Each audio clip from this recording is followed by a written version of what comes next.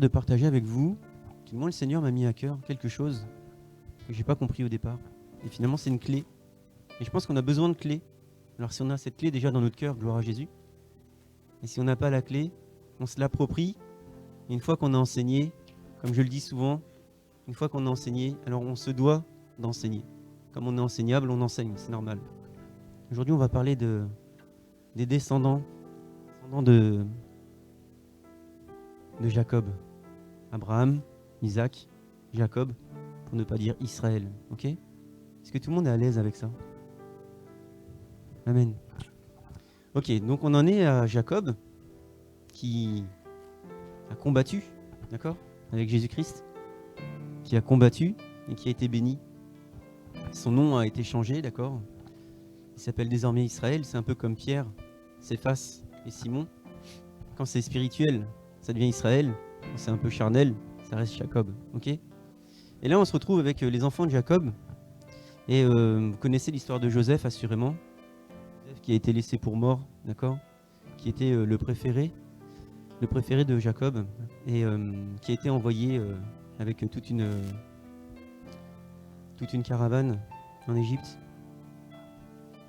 Et nous voilà avec la postérité de Joseph. Je vais faire rapidement. J'aimerais qu'on laisse un petit peu de temps pour le témoignage. C'est important, on est le 1er janvier. On démarre l'année du bon pied. Et donc, en fait, on en est à Joseph qui fait des enfants avec une non-juive, d'accord, qui se retrouve en Égypte, qui avait prophétisé sur le fait qu'il y aurait 7 années difficiles pour l'Égypte, d'accord, à l'issue desquelles il y aurait 7 années d'abondance et à l'issue desquelles il y aurait 7 années de disette, on va dire. Et donc, ils ont mis de côté pendant 7 ans et ensuite, ils ont vendu ce qu'ils avaient mis de côté et ça les a rendus encore plus riches, si je puis dire. Et on vient pour parler des enfants de Joseph. Merci, Papa, parce que tu es la parole vivante faite chair. Merci Seigneur parce qu'il n'y a pas de mot hasard dans ta parole.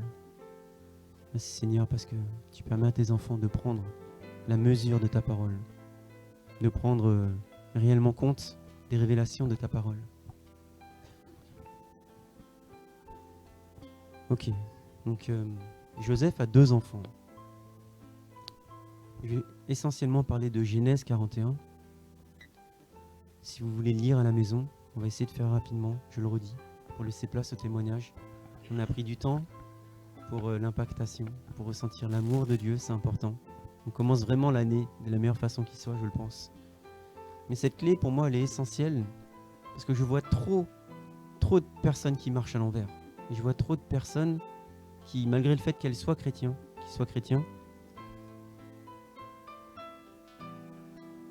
ne voient pas la vie de chrétien du bon côté. Ok, et empêchent la bénédiction de couler dans leur vie. Et empêchent la gloire de Dieu de se manifester dans leur vie. Ok, donc Joseph a 2 enfants. Et il donna à l'aîné le nom de Manassé. Et au second, le plus jeune, le nom d'Éphraïm. Et le Seigneur m'a mis à cœur Éphraïm. Et on ne peut pas parler d'Éphraïm sans parler de Manassé. Joseph a appelé son aîné Manassé pour, dit-il, faire en sorte que Dieu lui fasse oublier la peine de la maison de son père. Vous voyez, Joseph, qui était laissé pour mort, qui était envoyé en d'autres lieux, qui était abandonné par ses frères, qui a été meurtri, qui a été trahi. Il a fait un enfant. Et cet enfant, il lui a donné le nom de manière à ne plus penser à la maison de son père. de ne plus se souvenir de la souffrance qu'il avait vécue quand il était encore jeune adulte. Ok ? Et il en a eu un second, Éphraïm, celui que le Seigneur m'a mis à cœur de partager. Et Éphraïm, ça a une particularité ce nom-là parce qu'en fait ça vient de Ephrata. Et Ephrata, ça veut dire le lieu de la fécondité. Tout à l'heure on a présenté Shelly, notre bébé miracle, notre bébé d'amour à l'Éternel. Et vous savez, quand on présente un enfant à l'Éternel, il y a une bénédiction. Et même on dit qu'il y a une bénédiction financière. Et c'est très fort parce que j'ai même vu une offrande qui a été partagée, gloire à Jésus. Effectivement, un enfant amène quelque part une manne. Et Ephrata, c'est vraiment ça. C'est vraiment être fécond, être dans la multiplication. Ça, c'est Ephrata. Mais Éphraïm, c'est le double. C'est le double. 2 fois plus fécond. 2 fois plus de bénédiction. Éphraïm, c'est le double. Vous savez ? Donc l'aîné s'appelle Manassé et le petit s'appelle Éphraïm. Et pour autant, il y a un droit qui est le droit d'aînesse dans la parole de Dieu, qui fait que l'aîné, théoriquement, reçoit le double des autres frères, des autres de la fratrie. C'est un droit. C'est comme ça, le droit d'aînesse. Et étonnamment, on le voit, le petit s'appelle Éphraïm, qui contient le double de la bénédiction, sachant que l'aîné est là pour faire oublier la maison du Père. Ok ? On va y venir. Abraham, Isaac. Ah non, Abraham, Ismaël et Isaac. Et Isaac a été béni. Il a pris le droit d'aînesse. Pourtant, il est le plus petit. Isaac, il y a eu Jacob. Et Jacob n'était pas seul. Lui aussi a usurpé l'identité, a fait semblant, s'est fait passer pour, et a reçu la bénédiction à la place de son frère aîné, puisqu'il était né juste un petit peu après. Nous voilà avec Ruben, qui est l'aîné, d'accord, qui est l'aîné de Jacob, qui, la parole nous dit qu'il a couché avec une des concubines de son papa, ok. Donc on lui a retiré son droit d'aînesse pour le donner à Joseph. Et voilà que Joseph a des enfants. Et vous connaissez l'histoire. Joseph ne s'est pas fait reconnaître par ses frères, il a béni ses frères, il a demandé à voir Benjamin, qui est son véritable frère, dans le sens où ils ont la même mère, ok. Et Jacob vient voir Joseph. Jacob vient voir Joseph. Genèse 48, 8. Israël, puisqu'il s'agit de, vous savez, comme on a dit tout à l'heure avec Simon, ok, Simon, Pierre, et Céphas, Simon et Céphas. Donc Israël qui parle. Il regarde les fils de Joseph et il dit, qui sont ceux-ci? Mais qu'est-ce que c'est que ça? Je veux dire, nous on est juifs, hein, de père en fils, si je puis dire. Mais les deux là, qu'est-ce que c'est ça? J'arrive même pas à les reconnaître. Ils sont vraiment égyptiens jusqu'à ce point-là? Ils sont vraiment ancrés dans le monde jusqu'à ce point-là? Je n'arrive pas à les reconnaître. Et donc Joseph lui explique. Écoute, c'est tes petits-enfants. Voilà l'aîné, Manassé, et tu sais ce que ça veut dire. Et voilà Éphraïm, et tu sais ce que ça veut dire aussi. Et voilà le temps où Israël, Jacob, vient bénir ses enfants. Et il dit à Joseph, tes enfants sont mes enfants. C'est-à-dire que dans la descendance, là où Joseph avait récupéré le droit de Ruben, il a dit non, non, ce sont tes enfants qui vont recevoir la bénédiction. Là où on s'attendait à ce qu'il y ait 1 pour 1, il y a eu 2 pour 1. C'est pour ça qu'il y a des tribus qui portent le nom de Manassé et d'Éphraïm, puisqu'ils ont été reconnus par Israël, Jacob, d'accord? Il s'est approprié. La descendance des enfants, c'est autre chose. Mais en tout cas, ces deux-là, il se les est appropriés, ok? Sauf qu'au moment de la bénédiction, on met la main droite sur l'aîné et on lui donne le double. C'est le droit d'aînesse. Et ce qu'a fait Jacob, c'est qu'il, ou du moins ce qu'a fait Joseph, c'est qu'il a mis en bas de la main droite son fils aîné et en bas de la main gauche son fils cadet. Et ce qu'a fait Jacob, c'est qu'il a croisé les mains au moment de la bénédiction. Il a croisé les mains. Vous voyez, ça se suit depuis le début, le droit d'aînesse. Et évidemment, Joseph n'a pas vu ça d'un bon œil, mais elle est là la clé. On a un enfant qui devrait être béni, dont le nom est de faire oublier notre situation passée. Dont le nom est de faire oublier toute la souffrance vécue. Dont le nom est d'oublier tout ce qui fait qu'on était ce qu'on était et qu'on cherche à devenir une nouvelle personne.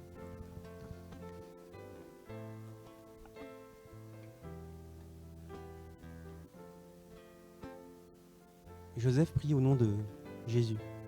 Jacob prie au nom de Jésus. On lit dans le verset 16 de Genèse 48 que l'ange qui m'a racheté de tout mal bénisse ces deux garçons. Qu'on les appelle de mon nom et du nom de mes pères Abraham et Isaac, qu'ils prolifèrent beaucoup au milieu du pays. La multiplication, toujours. On est un peuple qui doit proliférer. On est des enfants de Dieu qui devons amener à l'existence d'autres enfants de Dieu. On est les papas, les mamans d'une multitude, que ce soit des enfants physiques, charnels, ou des enfants spirituels. C'est à cela qu'on est amené à être. Et même si les enfants ne sont pas reconnus au premier regard, même si on dit mais ces enfants-là, ils sont quand même bizarres. Moi, je n'arrive pas à les reconnaître. Ce sont vraiment des Égyptiens qui sont ancrés dans le monde.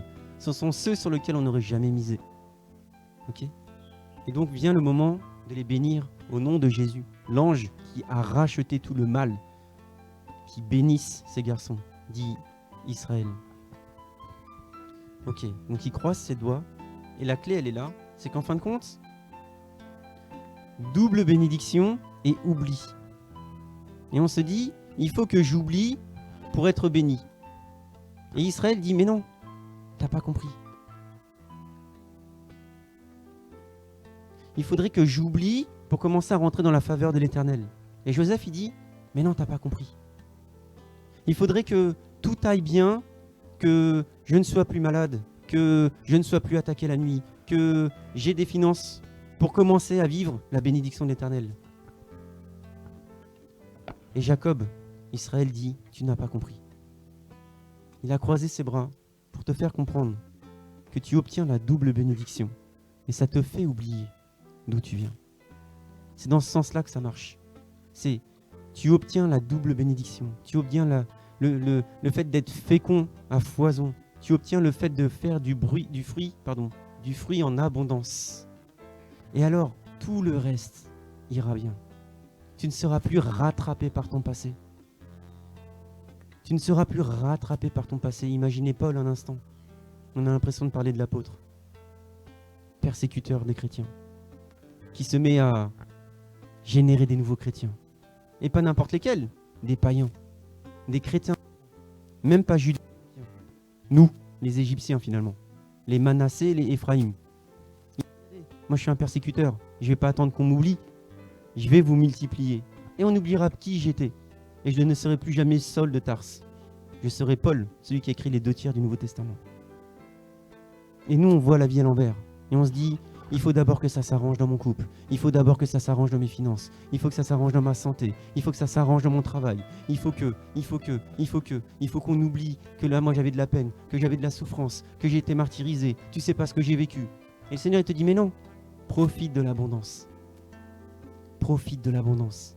Parce qu'il y a une double bénédiction dans ta vie. Parce que même si tu es égyptien, tu as une double bénédiction dans ta vie parce que tu es l'aîné. Tu es reconnu comme étant l'aîné. Tu as une double faveur de l'Éternel. Ce peuple-là, et je vais essayer de faire vite pour terminer. Ce peuple-là, ce sont ceux qu'on appelle aujourd'hui les Samaritains. Les Samaritains sont les descendants d'Éphraïm et de Manassé. Et il y a vraiment une grande particularité sur les Samaritains. Et d'ailleurs, les Samaritains sont extrêmement présents dans le Nouveau Testament, dans la parole de Dieu. Jésus, plusieurs fois, fait intervenir des Samaritains dans sa parole. Dans l'étude qu'on a fait avec nos nouveaux baptisés, on a parlé de la femme samaritaine, au puits de Jacob, justement. Et on voyait bien qu'il y avait un problème entre les Juifs et les Samaritains. Parce qu'elle lui dit, mais toi qui es Juif, comment tu peux me parler? Puisque moi je suis Samaritain, on n'a rien à voir en fait.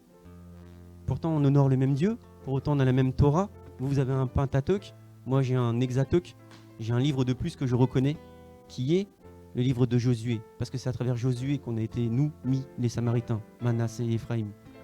Parce que Josué a donné la descendance à Éphraïm et à Manassé, tel que l'avait donné son aïeux. Et plusieurs fois, on voit dans la parole de Dieu des Samaritains. Et Jésus doit aller en Samarie. Et Jésus rencontre la Samaritaine. Et Jésus fait la parabole du bon Samaritain. Le bon Samaritain. Vous connaissez cette histoire? Ok. Dans Osée, Ancien Testamentaire, on lit « Comme des bandits qui guettent un homme, la confrérie des sacrificateurs. » La confrérie des sacrificateurs commet des assassinats sur le chemin de Sichem. C'est une infamie. Dans la maison d'Israël, j'ai vu des choses horribles. C'est là qu'Éphraïm se prostitue. Et c'est là qu'Israël est souillé. Sur ce chemin, il y a des bandits qui guettent. Ok? Et ils commettent des assassinats sur le chemin de Sichem. C'est exactement là que se passe la parabole du bon Samaritain. D'accord? Un homme est retrouvé là, disons au sol, et la religiosité passe à côté. Le légalisme passe à côté. Ok? Et vient un bon Samaritain qui vient à son aide, qui le nourrit, qui le loge, qui le soigne. D'accord? Et Jésus demande, de qui crois-tu? De qui crois-tu? De qui crois-tu? Qu'il est le prochain. Puisqu'on doit aimer son prochain comme soi-même. Elle est là la double bénédiction. Aime ton prochain comme toi-même. Viens en aide à ton prochain. Parle-lui de l'évangile. C'est la meilleure façon d'aider ton prochain. C'est pas de lui donner des sous, c'est pas de lui donner un repas, c'est pas de tout ça. C'est de l'amener au salut. C'est de l'amener au salut. Et une fois que sa conscience elle est éveillée, une fois que sa conscience elle est réveillée, peu importe qu'il soit de Samarie, peu importe qu'il soit juif, Judas, peu importe qu'il soit musulman, peu importe qu'il soit bouddhiste, peu importe qu'il soit Krishna, peu importe qu'il soit complètement perdu dans le monde, l'amener au salut. Elle est là la parole du bon Samaritain. Et le Samaritain n'est pas vraiment reconnu par les Juifs. Il y a une grande dualité. Ok? Une grande dualité.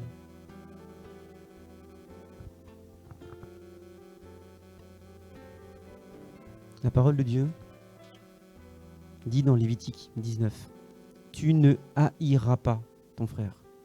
Tu ne haïras pas ton frère dans ton cœur. Tu auras soin de reprendre ton compatriote, mais tu ne te chargeras pas d'un péché à cause de lui. Tu ne te vengeras pas. Tu ne garderas pas rancune envers les fils de ton peuple, et tu aimeras ton prochain comme toi-même. Je suis l'Éternel. » Et c'est là où, selon moi, même nous qui sommes chrétiens, des fois on s'y prend mal. Même nous qui sommes chrétiens, des fois on s'y prend mal. Je vous fais le schéma. On est au mont des béatitudes, ok? On est au mont des béatitudes, et on redescend, d'accord? On a eu la chance, la gloire, le privilège, l'honneur de rencontrer Jésus, de rencontrer Élie, de rencontrer Moïse, la loi et les prophètes, et la grâce, l'évangile de la grâce, tous réunis. Et nous sommes témoins de ça. On est heureux. La plus belle prière de l'évangile. La plus belle prière de l'évangile. Ah, qu'est-ce qu'il est bon que nous soyons ensemble réunis. Et pas la prière du Notre Père qu'on avait pu enseigner la dernière fois. Ah, qu'il est bon que nous soyons réunis ensemble, dans ta présence, dans la présence de Jésus. Et les voilà qui redescendent, les apôtres préférés de Jésus. Ils descendent et Jésus dit « c'est bientôt l'heure que j'y aille. » Donc, on va envoyer des gens là-bas, en Samarie. On va envoyer des gens à Samarie. Ok? Mais les Samaritains, sachant qu'ils allaient à Jérusalem, ne les ont pas reçus.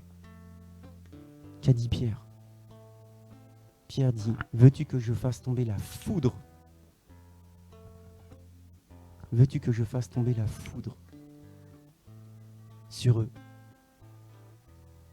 Parce qu'il y a un grand rapprochement entre le lieu où s'est située cette parole et là où Élie a vaincu les prophètes de Baal. C'est au même endroit, sur le chemin vers la Samarie, sur le chemin en direction de Jérusalem. D'accord? Et donc, Jésus les reprend sévèrement. Il leur dit, mais vous ne savez pas de quel esprit vous parlez. Vous n'avez pas compris en fait. Vous êtes chrétien. Vous avez eu le privilège, l'honneur, la gloire de toucher de près les plus grands. Jésus. Moïse, Élie. Et chemin faisant, tu veux faire tomber la foudre sur la Samarie? Alors tu n'as absolument pas compris la parole de Dieu. Jésus les reprit sévèrement. Et nous, on proclame, on réclame la puissance. On réclame la puissance. Et c'est à celui qui fera le plus de puissance. Et Jésus dit, mais non, c'est l'amour. Ça n'a rien à voir avec la puissance, c'est l'amour. Aime la Samarie comme tu aimes ton frère juif. Aimez les païens comme vous aimez les chrétiens. Aime ton prédicateur qui te sort par les yeux parce qu'il est chrétien. Et bénis-le, qu'il puisse bénir un grand nombre, même s'il est dans une méga church. Aime celui qui manifeste l'amour de Dieu, et pas simplement celui qui manifeste la puissance. J'entends trop souvent, et c'est là où je trouve qu'on est dans l'erreur, j'entends trop souvent la puissance, la puissance, la puissance, la puissance. Alors que la seule chose qui restera, c'est l'amour. Et c'est pas par la puissance qu'on sauvera un grand nombre, c'est bien par l'amour de Dieu. C'est bien par l'amour. L'amour, c'est la bénédiction qui restera éternellement.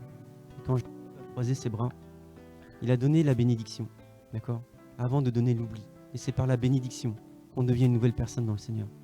Et que toute chose est passée. Que toute chose est devenue nouvelle. Et qu'on peut faire ce qu'on veut. Essayer de ressusciter les morts, on n'y arrivera pas. Cette personne, elle est morte à la croix, en Jésus-Christ. Amener une personne au salut, le bénir, c'est le faire oublier. C'est pour ça que Jacob a croisé ses bras. Amener une personne au salut, multiplier, vider l'enfer pour remplir le royaume des cieux. Ça permettra à tous d'oublier les circonstances du monde.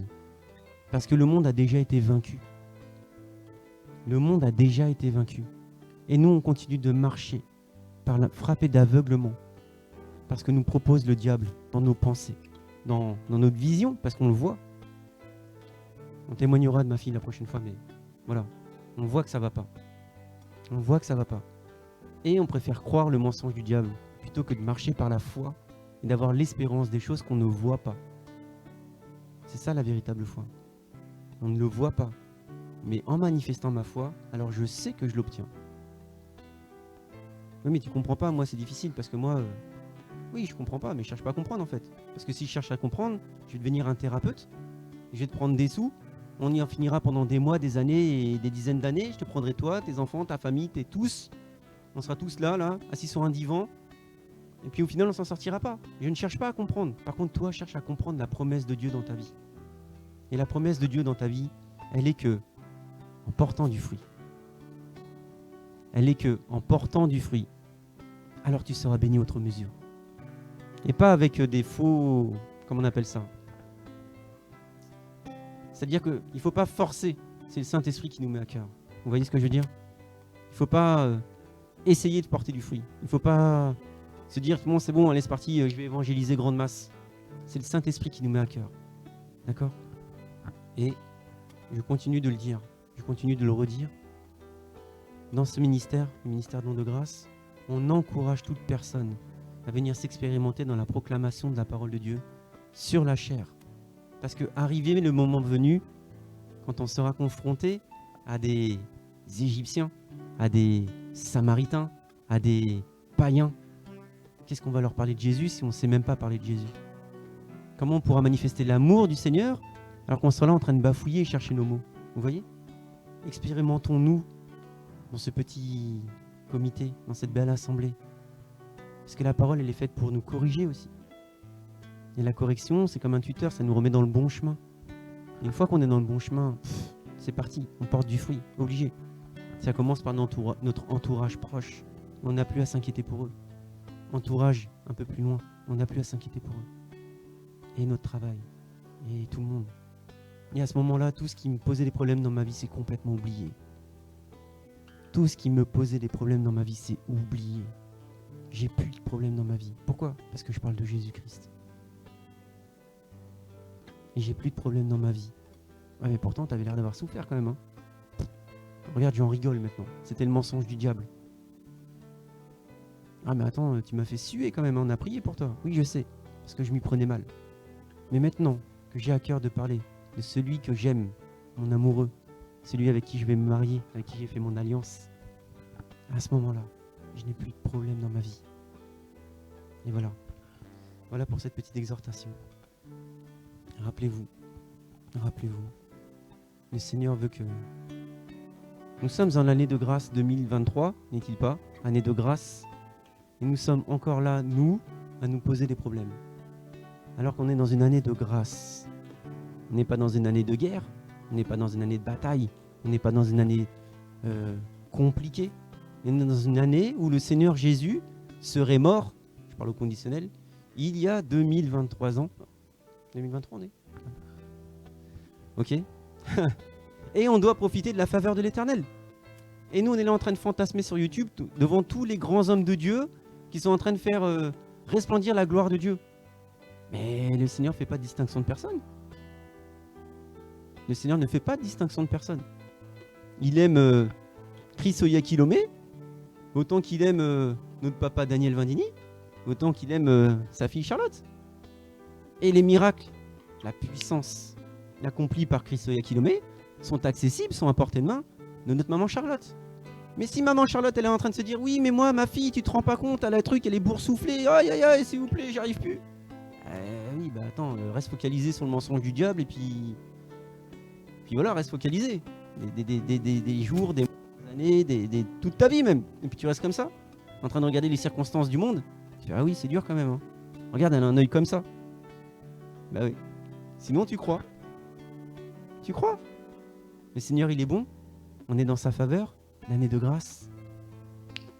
On proclame. On reçoit. Gloire à Jésus. Gloire à Jésus. Le verset du jour dans la parole de Dieu dit « Si quelqu'un est en Christ, il est une nouvelle créature. Les choses anciennes sont passées. Voici, toutes choses sont devenues nouvelles. » Je trouve que ça souligne bien ce qui a été dit aujourd'hui. Je vous encourage pour 2023. Je vous recommande de vous rapprocher de Jésus en lisant sa parole, parce que Jésus est la parole. C'est Jésus la parole. Donc on ne peut pas parler de quelqu'un qu'on ne connaît pas. On ne peut pas... on nous a demandé, vous étiez où pour le Nouveau de l'An? Vous avez mangé où pour le Nouveau de l'An? Mais t'as envie de savoir tout ça, mais c'est pareil avec Jésus, quoi. Jésus, t'as pas des choses à me dire? Bah tiens, je vais te dire, ouvre ta parole, tu vas voir, je vais te parler. Ah oui, maintenant j'ai l'impression de te connaître. Eh oui, parce que Jésus ne se cache pas. Jésus se révèle facilement. Jésus a donné un manuel magnifique. Il a donné son Saint-Esprit, encore plus magnifique. Et quand on assemble les deux là, on a la double bénédiction. Quand on assemble les deux là, on a tout à portée de main pour être béni. Et ne plus marcher par les circonstances du monde, qui iront, je vous le dis, de mal en pis. Ça n'ira jamais en s'améliorant. J'ai donné, je termine vraiment là-dessus. J'ai donné la dernière fois un point d'alerte. Et j'ai dit, regardez, on s'approche de Noël, qui est censé être la fête de la naissance du petit Jésus. Ok ? Et j'ai dit, vous verrez, vous n'entendrez pas parler de Jésus à Noël. Qui a entendu parler de Jésus à Noël? Hormis le fait que nous on est baptisés évidemment, mais qui a entendu parler de Jésus dans sa fête familiale, à la télévision, aux informations? Et avant on entendait encore à peu près parler de Jésus, parce qu'il y avait des problèmes pour mettre la crèche dans la mairie, etc. C'est démodé, et voilà, et ça n'ira pas en s'arrangeant. Plus ça va, et moins on entendra parler de Jésus. C'est pour cela que Jésus s'est donné une armée. Et vous êtes l'armée, parce qu'il a plu à Dieu de demander à l'homme de proclamer sa parole. Il a plu à Dieu de demander à l'homme de bénir l'homme. Il a plu à Dieu de demander à l'homme de chasser le démon. Il a plu à Dieu de demander à l'homme de guérir celui qui ne va pas bien. Il a plu à Dieu d'amener au salut. Il a plu à Dieu de demander à l'homme d'amener au salut l'homme qui est perdu. Sinon, Dieu serait totalitaire. Ce serait juste un président. Président russe, peut-être, je sais pas. Vous voyez? Donc rentrons dans la faveur de Dieu. Rentrons dans le plan merveilleux de Dieu. Concentrons-nous sur ce qu'il attend de nous. Propageons sa bonne parole. Propageons sa gloire. Parce que nous sommes les représentants. Nous sommes les ambassadeurs de son royaume. Propageons le miracle. Propageons l'amour. Manifestons l'amour du Seigneur. Et tous les problèmes seront réglés dans nos vies. Et voir au-delà, il n'y aura plus de problème, il n'y aura que des bénédictions. Bien au-delà de ce qu'on peut imaginer. Gloire à Jésus. Amen, amen.